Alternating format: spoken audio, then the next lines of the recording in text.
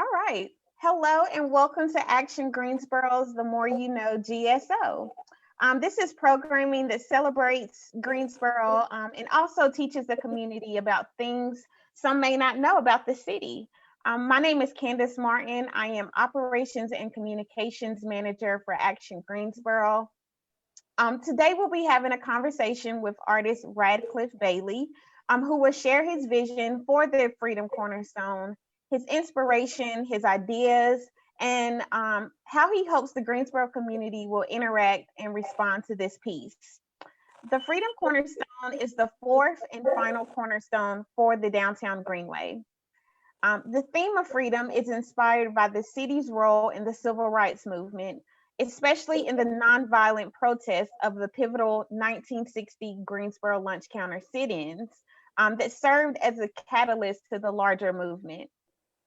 Racial justice and equity have played an important role in shaping our city and defining its identity. The artist selected explores not only the history, but also considers what freedom means today as they conceive a vision for the artwork. The cornerstone is going to be located in the southeast corner of the downtown Greenway's 4 Mile Loop, at the northeast corner of the intersection of Murrow Boulevard and Eastgate City Boulevard. And this location is highly visible and has been created with the realignment of that intersection as the downtown Greenway construction is underway.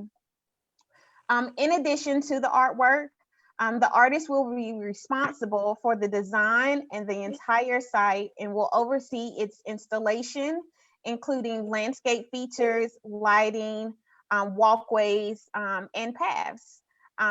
So now that you know a little about the Cornerstone, let me introduce my guest for today. So Elaine Gustafson has been the curator of collections at the Weatherspoon Art Museum since 2009. Elaine oversees the museum's collection of nearly 6,200 works of art, including curating exhibitions, researching and acquiring works of art, lecturing to the public and campus communities, and working directly with UNCG faculty and students. Her areas of interest include photography and modern American art. Barbara Peck has served as the Downtown Greenway's public art consultant since 2007 and chairs its art selection panel. Since assuming that role, Barbara has led the public input process in overseeing the selection and installation of a wide range of public art installations in downtown Greensboro, including the four major cornerstone commissions for the downtown Greenway, as well as smaller art design projects. Barbara has served on the board of the Weatherspoon Art Museum and Elsewhere, which is an artist collaborative and living museum. And she is on the board for Sweet Briar College Friends of Art. Our main guest for today, Radcliffe Bailey, is an internationally recognized Atlanta-based artist who was selected from a pool of over 65 artists for this commission. His work is in the collections of many institutions, including the Art Institute of Chicago, Corrigan Gallery of Art in Washington, D.C., the Metropolitan Museum of Art in New York City, more locally, the Mint Museum in Charlotte, Nasher Museum at Duke University, and the Weatherspoon Art Museum at UNCG, among many others. Radcliffe was featured recently in the HBO film Black Art in the Absence of Light. This film was directed by Sam Pollard, and the film shines a light on the extraordinary impact of David Driscoll's exhibit on generations of Black artists who have staked a claim on their rightful place within the 21st century art world. What a great amount of just experience that I have right here with me. So, everyone, thanks for joining me today. We have the background of the Freedom Cornerstone. I have introduced everyone. So let's get into some discussion. We'll start with Elaine giving us a brief presentation, followed by Barbara and Radcliffe. As our guests are watching today, we ask that you put questions in the chat, and we will answer them at the end of the presentation. So Elaine, I will let you take us away. Terrific. Thank you, Candace. Welcome to the virtual audience, and especially our esteemed guest, Radcliffe Bailey. My part of this conversation is to talk about an exhibition that is currently on view at the Weatherspoon Art Museum that features a work by Radcliffe. The exhibition is called Slow Looking, Deep Seeing, and the curatorial construct is to get visitors to look more closely, slowly, and deeply at works of art to better understand their purpose. Studies have indicated that most people spend about 8 seconds in front of a work of art at a museum. Many reasons for that. Part of it is the saturation of images in our life. But what we really wanted to do at the museum is to encourage people to slow down. Candace, if you'll hit the next slide. These next few images are installation shots of the exhibition in the museum. And Candace, you can just toggle through the next 3 slides. The show is divided into 3 themes. The first one being understanding the narrative. The second, noticing as contemplative practice. And the third being interpreting movement. And many of the artworks on display fit into all 3 categories. And I find this true for the work by Radcliffe in the show. And Candace, if you could hit the next, and then the following one. Okay. Radcliffe, your works are typically comprised of many layers. Layers of association, symbols, allusions, metaphors. So viewers really need to spend some time looking at your work to understand it.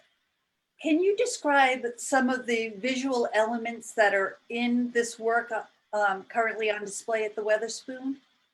Yes, and thanks for having me. This piece, it's called, I think the title maybe, this is a while ago, so sometimes I title things and I change titles, but I think I was referring to it as On a Southern Note.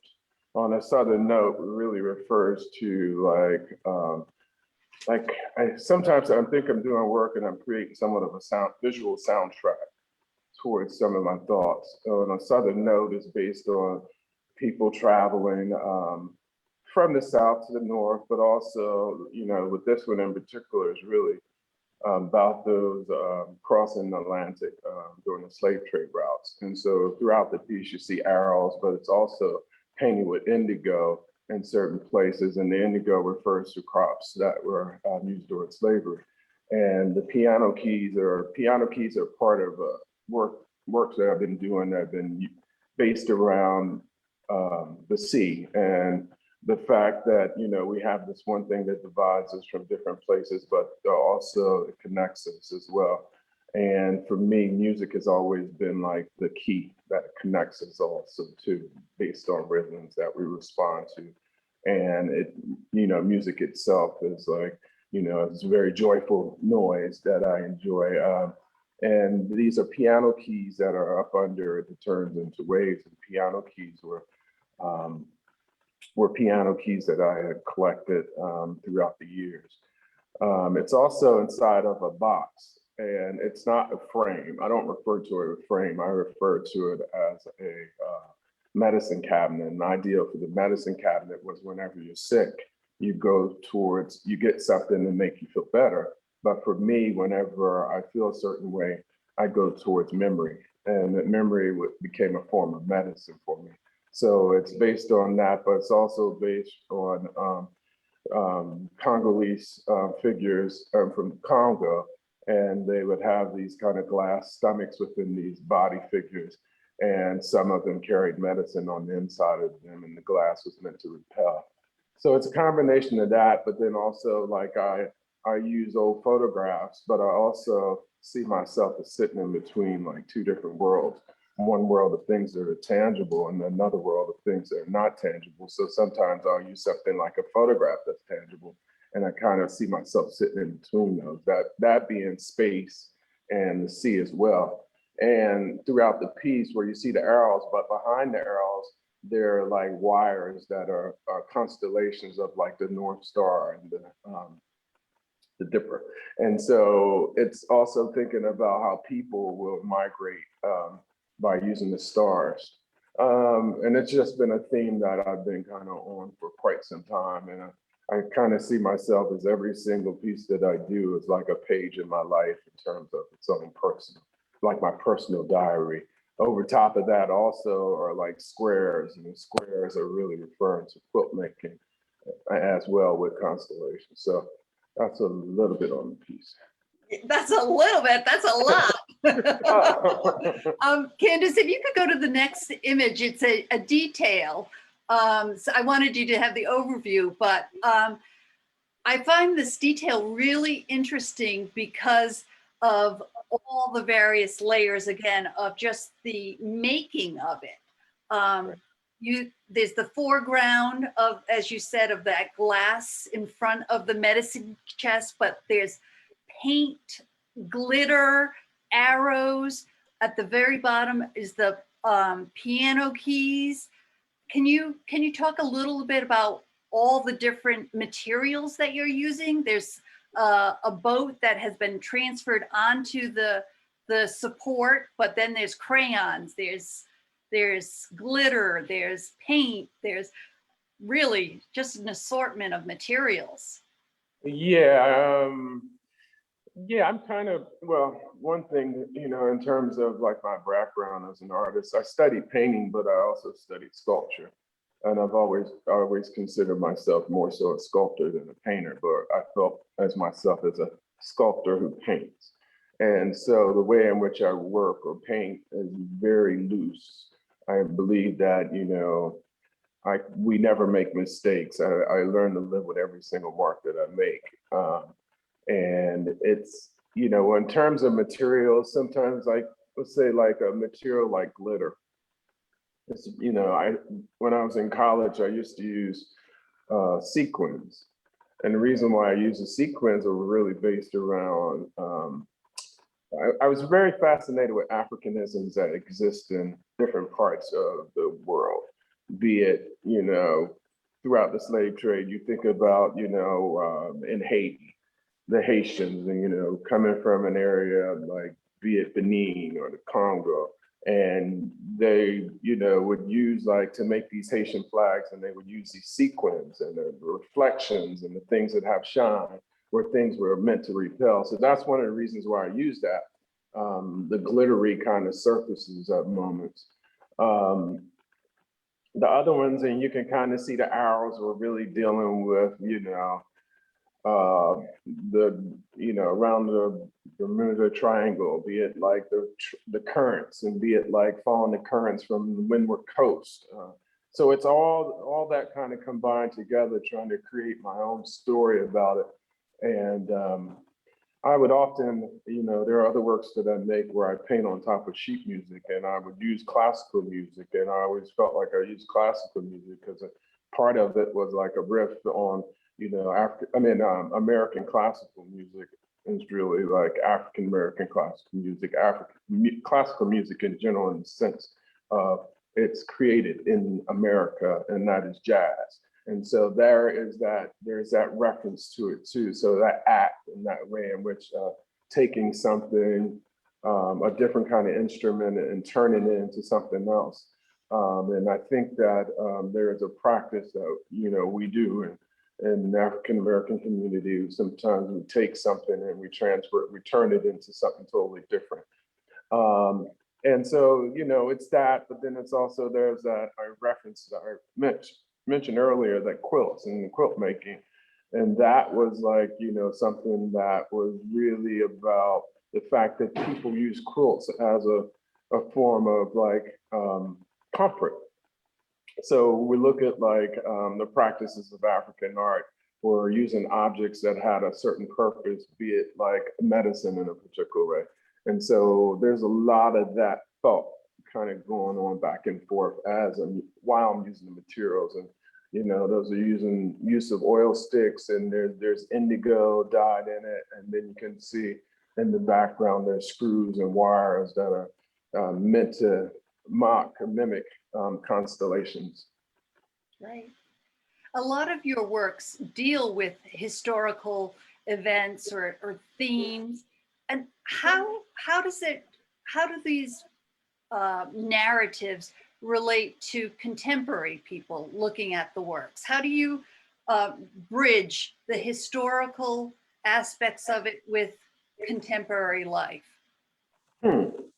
Yeah, that's well, it's also like the nature. When I think about like this when I think about my works, I also think about the things that I experienced at that moment when I was making the work. And that's a lot of that's like personal thoughts, maybe some type of political thing that may have happened. There may have been a spiritual moment in my life, or there's a part of it that I keep and hold privately. And that has a lot to do with kind of maintaining and controlling the power of work. For myself, to have a little bit of the mystery about it. And then there's also a part of it where it can relate to someone else. It could say something totally different than what it says to me. And that's the beautiful part, I feel, and that I enjoy about my own work, is that I'm able to speak about different things and deal with painful subject matters in such a way where I can deal with beauty as well, because I don't necessarily, I see the painful things that have happened, but I see the beauty in which people have been able to carry certain practices from one place to another, and also to be able to be influential across the Atlantic, vice versa. So I don't know if I answered the question, but I tried. Very poetically. And one of the things when I was doing some preliminary research is I wrote down some of the words you use to describe your work as living memories and spiritually evocative. And that I think is so on spot for this work, is that it can speak in so many different ways to different people, depending on their own backgrounds or knowledge, and encourage more research. I did want to reiterate, as Candace had said, that you're in the HBO documentary, Black Art in the Absence of Light. And you're shown creating a work very similar to this one. So I wanted our audience to know that you can see this documentary on HBO, and you're about 32 minutes in, and you speak again so eloquently about the work. But my last question for you before we turn it over to Barbara is how you have moved from creating works that were made to be seen in a institutional space or maybe a private collection, and have transitioned into creating works that are public, made to be in the environment as opposed to an institution. How has your artistic practice developed so that you're doing this? Well, I think it goes back to being in college, and some of my professors or sculptors that worked within different spaces, and I just remember that that way of working. And I think sometimes when you're working in your studio, it depends on who you are and how you work. But sometimes we work within a space and we create a space, and sometimes when we make that work, we have to create limits. And the limits are really based on Oh, can it fit in a truck? Can it Yes. hang on a wall in a gallery? Is it like 12 feet tall? Can it get through here? And for me, it's always been about that freedom. And I think part of it is like, there's a freedom part of it, of being free to express myself physically, scale. You know, I'm 5'8", so I'm going to try to make something as big as I can. And I think that that's a part of it too, but it's also like, in concert with nature and in concert with people. And that's always, it's been an important part of my work. Sometimes it's important as when I'm making the work and I have those that are closest to me that are able to see it, you know. And I feel like in a public space, it allows me to be in a space where it's 24/7. That space doesn't close. It was almost like, it reminds me of, makes me think about one of my first commissions, which was at Atlanta Airport, Hartsfield Airport. And it was a piece that went up, and I wasn't really thinking about it when I was doing it. I was just like, okay, I have a piece that's going up in the airport, and it's like a 40-foot piece by 20-foot piece, hangs over top of an escalator, but it's in a space where it's communicating with people 24/7. And I enjoy that kind of space. I enjoy that kind of relationship with people viewing my work, or being able to experience it, or feeling the materials, or being out in nature. I think that's the ultimate for my work in general. Great, thank you. Hmm. Candace, if you'll do the next slide, I think we'll move into Barbara. Yes. Okay. Well, thank you so much. I really enjoyed that part of the conversation. I think it's a wonderful transition into our conversation about the Freedom Cornerstone for Greensboro, especially Radcliffe, since you gave me the wonderful gift of saying that public art is allowing you freedom to express yourself more fully. And what better way to introduce the Freedom Cornerstone. So that's wonderful. I just loved hearing that. So if you'll advance to the next slide, Candace, we'll talk a little bit about the inspiration that's behind the concept that you're proposing for this. And Radcliffe, why don't you go ahead and just share some thoughts about what we're seeing on the screen here now? Okay. Well, on the left, you see like a ladder. A ladder is a Dogon ladder, and it's used to climb, with the Dogon as an actual ladder. And visually, I've always enjoyed the ladder, and I've been fascinated with the Dogon in general, and the Dogon's fascination with the cosmos and outer space, and understanding, the way in which we exist. So there's a reference to that. The reason why that comes in, it deals with ladders, it deals with ascension, but it also deals with the layout of the cornerstone. And basically, there's a part of it, once we get to the slides, you'll see images of the way in which it sits on the ground. And it really creates this idea where it's a place of congregating right in the Y shape of the ladder itself, which will be placed.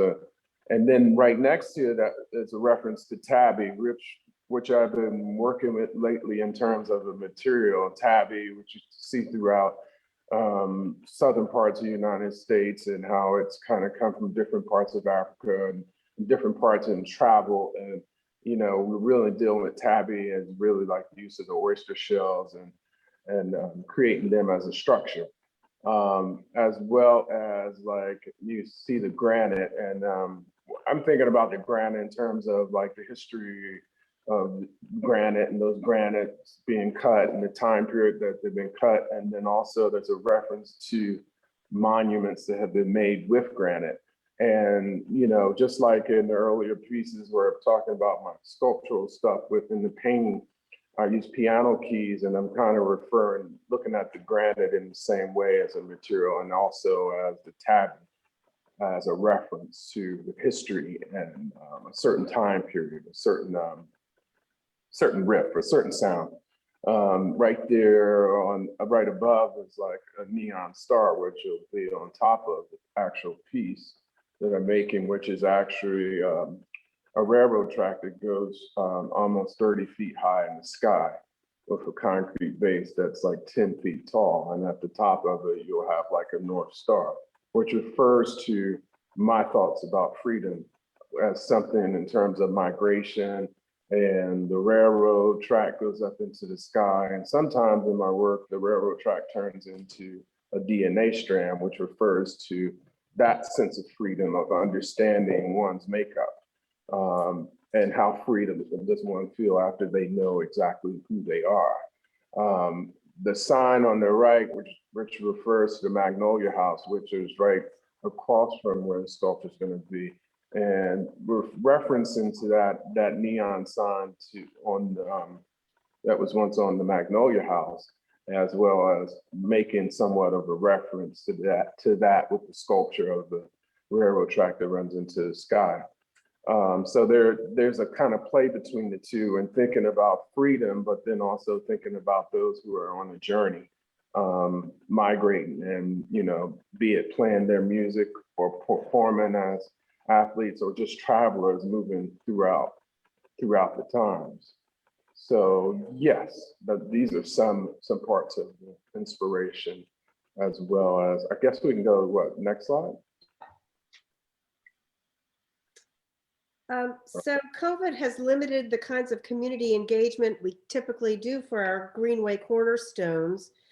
During the month of January, we asked the public to answer the question, what does freedom mean to you, by sharing a thought, image, or sound with us through a variety of social media platforms. And then we share those responses with you. How can any artist, use that sort of feedback to inform their concept development? And do you think you'll be able to incorporate some of these ideas without diluting your original inspiration? Yes, I carry all thoughts inside. And I think that, a lot of these thoughts and a lot of those ideals and things that people have said, those are things that I'm constantly like putting within the work. I think there are many parts and many different ways within the work that things will actually, throughout time, will be able to change, be it like the sound component that adds a certain amount of information that deals with the times. I've always wanted to create a piece that was almost like a radio station of the times, which deals with past, present, and future, and it's able to be curated in such a way. And when we're not here, it's still able to live and do its own thing.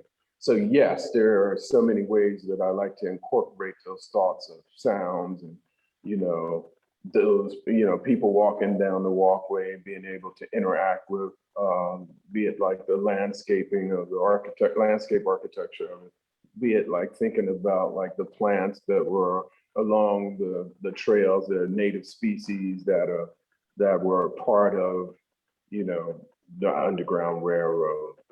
I talk about the Underground Railroad in my work because it referred to my parents, my father's side of the family, who were a part of the Underground Railroad, who lived in New Jersey.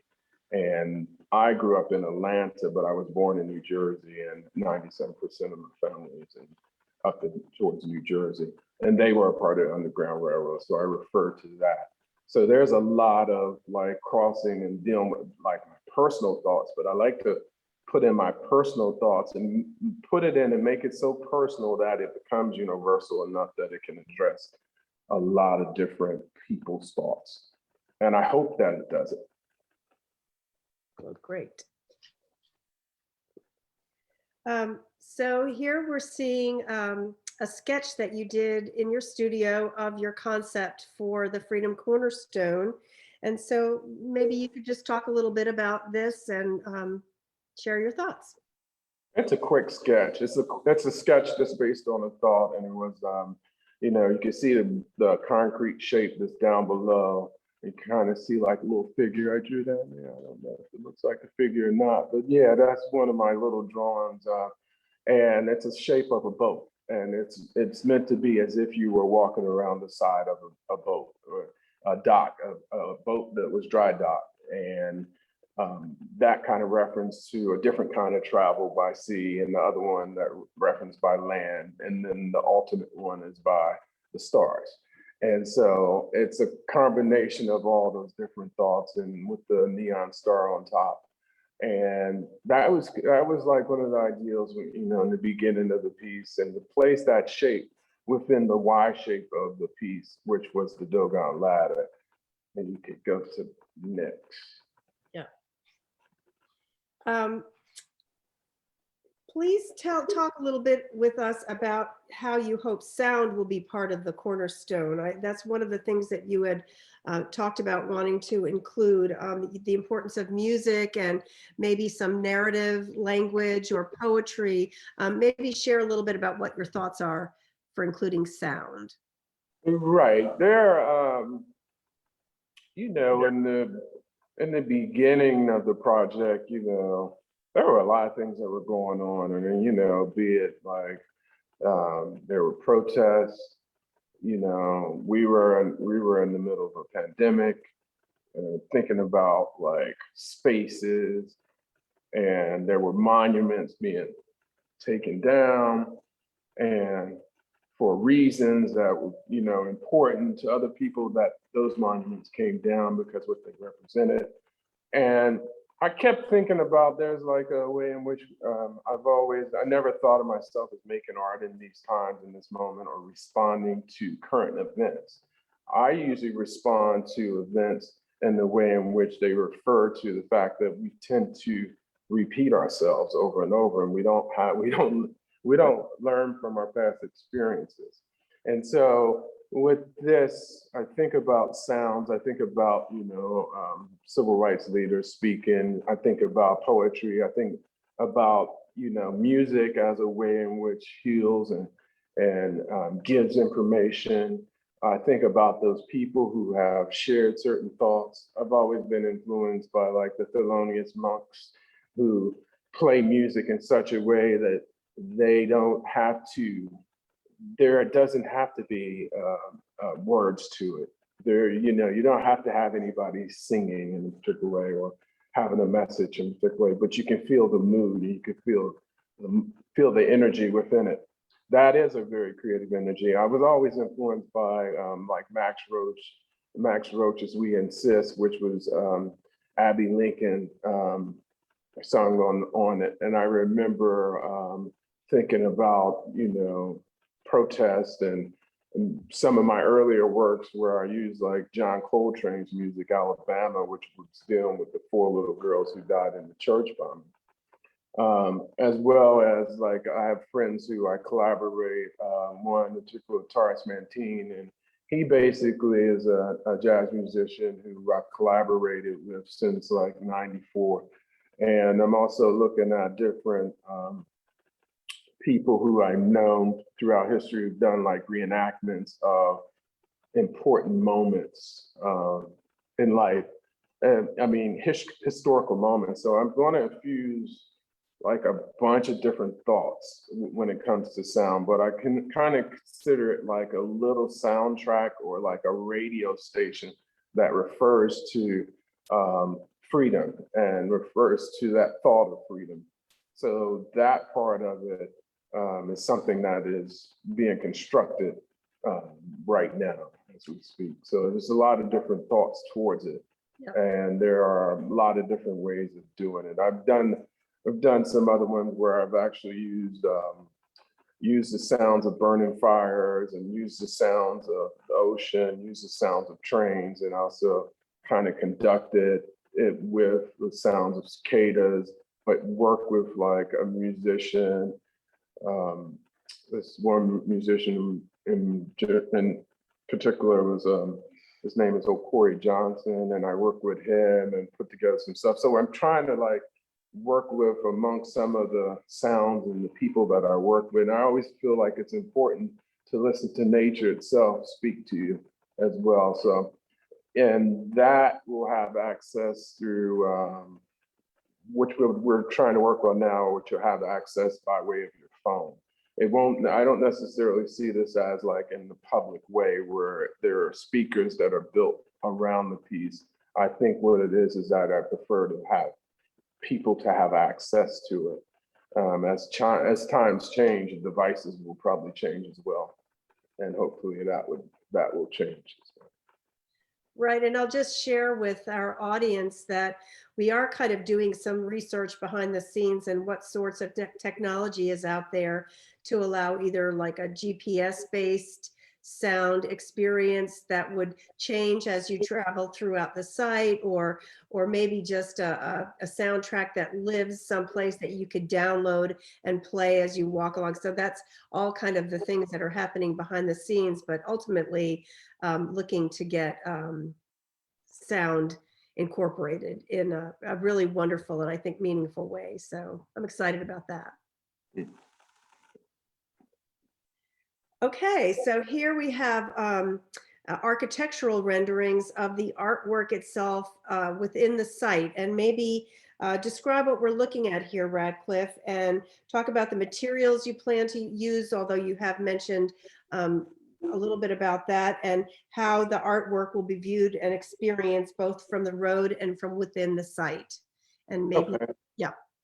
Okay, so, if you look at the image on the right, you can kind of see the walkway around, which is the Y shape that we're referred to as dealing with the Dogon ladder.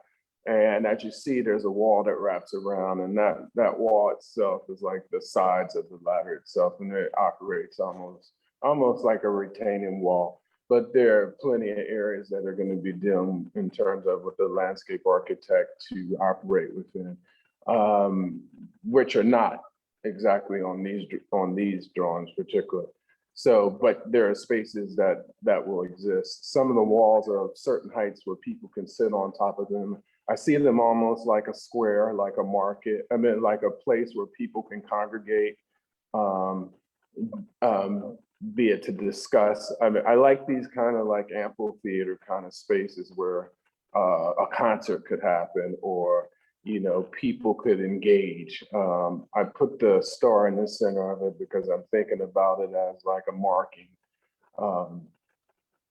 And then some of the materials, some of the walls will be made out of materials like the tabby. Not the whole piece itself will be made out of tabby, but then also like on the grounds of some areas walking in between, there may be areas where like the granite exists on the floor, almost like, I really like using like cobble kind of, with the granite and referring to, I often think about the people who were doing that work to make those. So we're kind of like reclaiming and working with materials. Let me see, what else can I say about it? Well, I don't know. to that point about the granite, I'll just share with everyone that those granite curbing pieces that you saw in one of the first slides when we began talking are actually curbs from Greensboro's city streets that have been excavated and removed as street repair or construction took place. And so they are a piece of Greensboro's history sitting, in a storage facility somewhere that we hope, we can have Radcliffe bring out and give them a whole new place in history on this site. So it's kind of interesting that there will be this, circle of time that's going on here. So probably go to the next slide. Yeah. And here we just have an overview. This is by the landscape architect. This Revington Reeves is a Greensboro landscape design firm that Radcliffe is working with to create the landscape plan. And this gives you just a good idea of how the site is organized. You can see there's just a real graceful and beautiful organization plan behind this, underpinning to how the site is laid out and how all the different ways that people will be able to walk through and access it. So I wonder if you could share a little bit about your thinking about that, Radcliffe, and then of course this slide is the site furnishings that will be as part of the design of the site, and also the bicycle rack that you see there is like a placeholder, but we've asked Radcliffe also to conceptualize a bicycle rack for the site he'll design and will be integrated with the overall design of the rest of the Cornerstone. Right. That bike rack will probably be, I wanted to, what I wanted to do was, for it not to distract from the sculpture, but to make it appear as the sculpture was a part of the site, those designs. So basically for the bike rack, what you will probably see will be a railroad track coming out the ground. And you will be able to connect to that railroad track. So when there are no bikes there, and I hate to put, a bike on sculpture, but when there are no bikes there, it will appear as if it's a part of the piece itself. And yes, we're going to use the standard benches, and I think we're looking at the placement somewhere in the middle, right before you get to the Y shape. Yes. And looking at the benches to kind of go, across from each other. And yeah. Great. I think you can go to the next slide. And then these last two slides are really conceptual plans for the landscaping. Maybe you can talk a little bit about how you see the landscaping complementing and kind of working hand in hand with the overall vision that you have for the site. Right. Now we're still like in conversations about that with the landscape architect, and there are certain, I don't want to, when collaborating, you go back and forth and complement each other within the space. But I think that, one part of it was when coming up with the piece itself was really about trying to design a space and work art within the design completely, as opposed to seeing it as just one single object.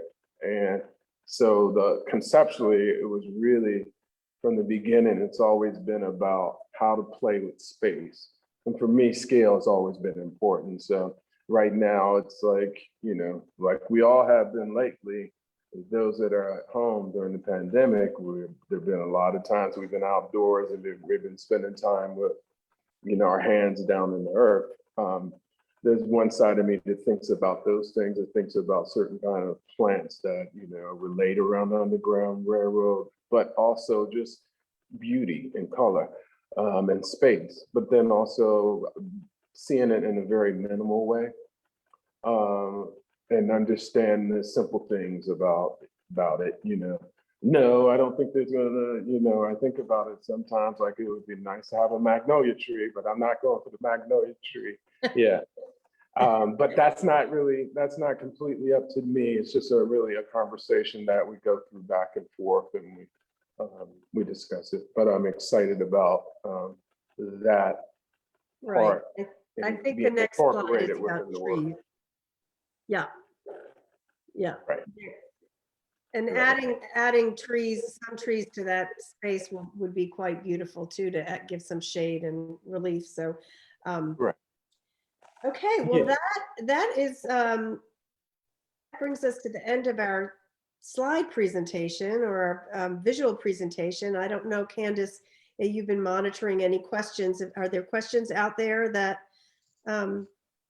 you want to ask? We do not have any direct questions, but I'm sure people are still kind of just taking it all in. So we'll give it a few seconds. But I will say the community is very excited. We have a lot of exciting comments about the Cornerstone coming into completion. So Radcliffe, you did a great job. You answered everything. You just have people stunned. Oh, So yes, so no other questions have come in yet. I will say if anybody has any questions or wanna share this presentation, it will live on Action Greensboro's page. And tomorrow will be the best time. The Downtown Greenway team, we will be at Lo-Fi Park, which is another section of the Downtown Greenway. So the team will be there to answer questions and, can give you any other details that you need about that. any other information can always be found on the Downtown Greenway's website, which is downtowngreenway.org. Let's see. One question, Radcliffe, was any thoughts about a name for the piece? Ooh. I'm working on it now. You know what? Usually, sometimes it's like making a piece of art, making a painting.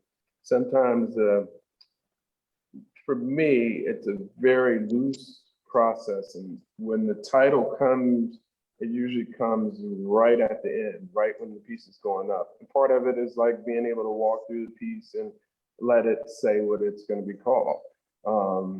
And right now, it may come sooner, but it may come just as the piece goes up. All right, so the artist has spoken. One more.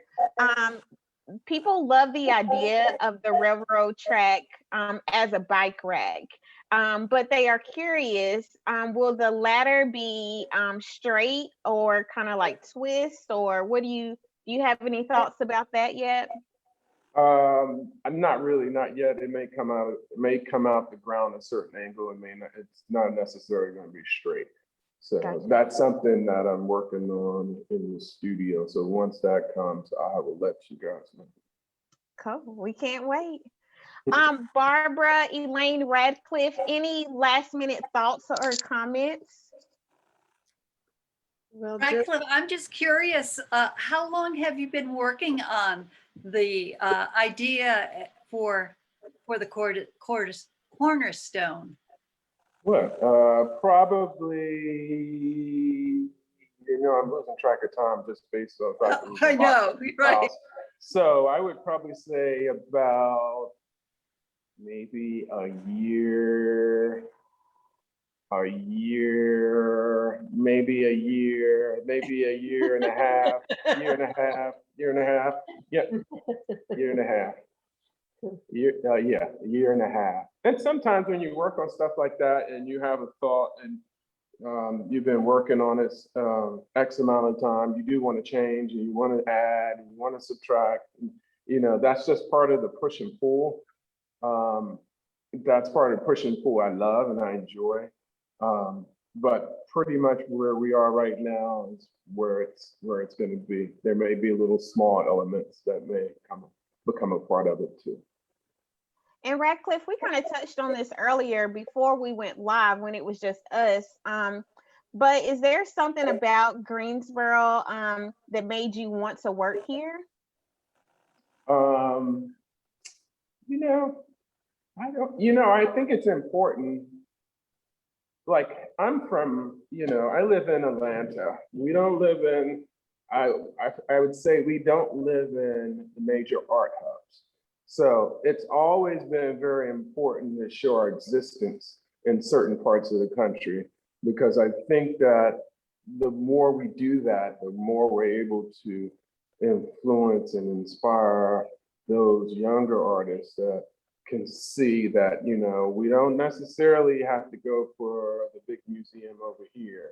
We have spaces that are around here. We can show in a space that's over there. We can show at this school that maybe they don't have an art gallery. Maybe they have a place where, let's just say, it's just a whole different environment. What if I showed in a botanical garden? You know what I mean? I think that we're able to create spaces, and in particular, being an artist that has grown up in the South, I think it's important for us to leave our marks. And I think that Greensboro has been one of those places that I've come through. I visit friends. I've come to homecomings. I've had a good time. I've had, my first museum show was not too far from you guys. I've always had a relationship with the Carolinas, and I don't know, but I've gotten just as much support. And I've always considered certain parts of the South as one big state in some kind of way. And I think that our presence is important to be able to express ourselves in our communities that we grew up in. You know, I think that that's just a very important thing. We live in a whole different time where stuff is really, everything's out there on the internet. It's traveling around. You can go across the world and see shows. Why not be able to see shows that are close by and works that are close by? So I think that that's one of the things that influences me a lot. And then also as a kid, riding on the Southern Crescent, going from Atlanta, Georgia, traveling up to Virginia, coming through Greensboro. And then I've always thought of like, you know, this dream in the back of my head of like, I wonder what it would have been like for those who were escaping during the Underground Railroad, and some of those routes that we travel and the trains are that straight routes that go up that way. So it's almost like tracing trails. So those are very important reasons. And I think that there are a lot of things that exist in the Carolinas, be it like off the coast of the Carolinas, that where you have you know, those that are Gullah and that carry on certain traditions that go back, and that also there are traditions that cross the Atlantic and were able to survive. And I think for me, these areas in the Carolinas and different parts of the South are very important to the history of like African Americans in particular, because these are some of the places that we still have trails that we can connect to. So, and it's just American history in general. It's not just meant for us as African Americans, but it's meant for all people. I love that. Well, you're always welcome in Greensboro, so we're gonna keep you forever. So you're stuck here. One question about the star. Will it remain on all the time or after dark? How is that? Do you have any thoughts about that? Well, those lights of those stars and neon and stuff like that, they can last up to 20 some years, and even probably even longer. As you notice, like, and you've seen like neon lights on different businesses from back in history. They exist for a long time. It'll be easy to repair it if there was ever a problem. But yes, I see the star being on all night. It could be on a timer. Those are some details that need to be figured out. But I could imagine it just when the star comes on, it turns the park into a whole different space. Mhm. And then there's some downlighting that along the walkway. I don't necessarily see that as a lot of lighting shining on the railroad track itself. I think that should remain almost like as it is and just exists. And the darkness of the ladder and the star at a certain time of night would do something totally different. And I think it could be beautiful. I like that. And I love how you've talked a lot about the Underground Railroad. Last year, we did a session with James Shields from Greensboro College, who really studies the Underground Railroad and the connection to Guilford College. So for our viewers that want to kind of learn some more history on that, that video is saved on our page as well. And it's a great reference as we continue thinking about the history of Greensboro. So that's going to wrap us up for today. Again, Elaine, Barbara, Radcliffe, thank you so much. I know I'm excited. I know the community excited for this cornerstone, and we're happy to have you, Radcliffe, coming in our community and just bringing us this beautiful artwork. So as we continue thinking about the downtown Greenway, I mentioned this a minute ago. Tomorrow we are inviting the community to come out to Lo-Fi Park, which is the area right in front of Joymongers. Lo-Fi Park has gone through some renovations, so our team will be out between 4:30 and 6:30, showing what happened, what's going on at Lo-Fi Park, and talking about more construction plans for the rest of the downtown Greenway. And if you need more, we'll be kicking off a running and walking club as well. So we have plenty for you to do. And then on April 7th at noon, we'll have Greenway Connects. So Dabney Sanders, who is the project manager for the downtown Greenway, we'll talk about telling community stories through public art. So we invite everyone to tune in there. Again, if you have any other questions or want to know more about the Downtown Greenway, all of that information can be found at downtowngreenway.org. And so for the More You Know GSO, we will be back every second and fourth Wednesday, sharing and discovering unique stories about Greensboro's art, history, business, and culture. Thanks again for watching, and we hope to see you next time. Thanks. Yeah.